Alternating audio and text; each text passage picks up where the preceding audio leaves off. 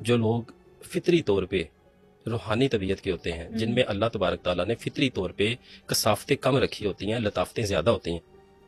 اللہ تبارک تعالیٰ ان کو اپنے فضل و کرم سے ان کو یہ اشارے مل جاتے ہیں. فار ایگزامپل، ایک بچی میرے پاس آتی ہے پرسوں، مجھے کہتی ہے جی میں نے رات کو دیکھا ہے اس طرح سے میرے پیچھے کوئی جانور لگے ہوئے ہیں، میں نے ایسا خواب دیکھا ہے کہ میرے پیچھے بھینسیں لگی ہوئی ہیں، میرے پیچھے 5-7 بھینسیں ہیں اور وہ مجھے مارنا چاہتی ہیں، مجھے وہ کل کرنا چاہتی ہیں، میں بہت بھاگ رہی ہوں. جب جیسے ہی میں نے اس کے اوپر نظر اس طرح سے دیکھا، اس کو تشخیص کے حوالے سے، تو واقعی مجھے آئیڈیا ہوا کہ اس کے اوپر کام جاری تھا ابھی. لیکن اللہ تبارک تعالیٰ کے فضل و کرم سے وہ فطری طور پہ اس کو پہلے ہی اشارہ جی ہو وہ گیا. فطری طور پہ اس کے جسم میں، اس کی روح میں لطافت تھی، اور اللہ تبارک تعالیٰ نے اس کو اس کا سگنل دے دیا. تو سر ہم لوگ روح کے ایکسپیرینس کو بھی خواب کہیں گے؟ اس میں ایسے ہم کہہ سکتے ہیں کہ کیٹیگریز آپ اس کو ڈیوائڈ کر دیں،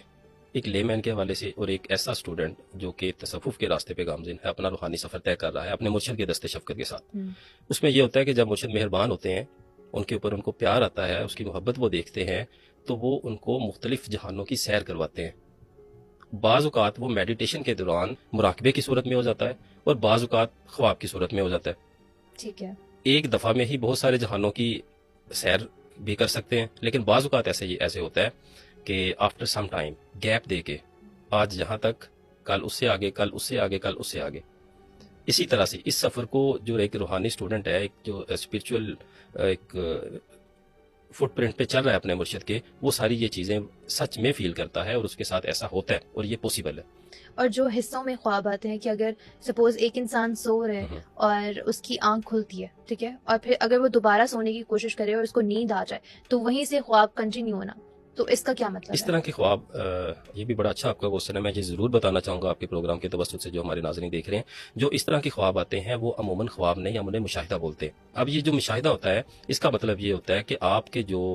بھی آپ کی اسپرچول، آپ کی لیڈرشپ آپ کے اوپر بیٹھی ہوئی ہے، آپ کی دست شفقت ہے ان کا آپ کے سر کے اوپر، وہ آپ کو کسی نہ کسی حالات سے، کسی نہ کسی جگہ کی سیر پہ یا کچھ نہ کچھ آپ کو وہ اس مشاہدے کے تھرو گائیڈ لائن دیتے ہیں. یہ کچھ بھی ہو سکتا ہے. اگر تو یہ اس طرح کی چیزیں نیگیٹو ہوں، فار ایگزامپل ایک بندہ سوتے جاگتے میں دیکھ رہا ہے کہ اس کے اوپر کوئی حملہ آور ہے، کوئی جانور ہے، کوئی ایول اینٹی ہے، تو وہ بھی ہے مشاہدہ ہی، اسے ہم مشاہدہ ہی بولیں گے، لیکن اس کا جو سورس ہے وہ ایول اینٹی ہے.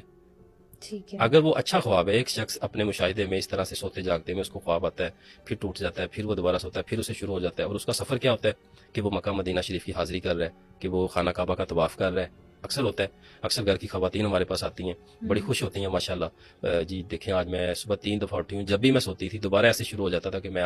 خانہ کعبہ کا طواف کر رہی ہوتی تھی. میں مولا کائنات حضرت علی رضی اللہ تعالیٰ عنہ کے روضہ مبارک پہ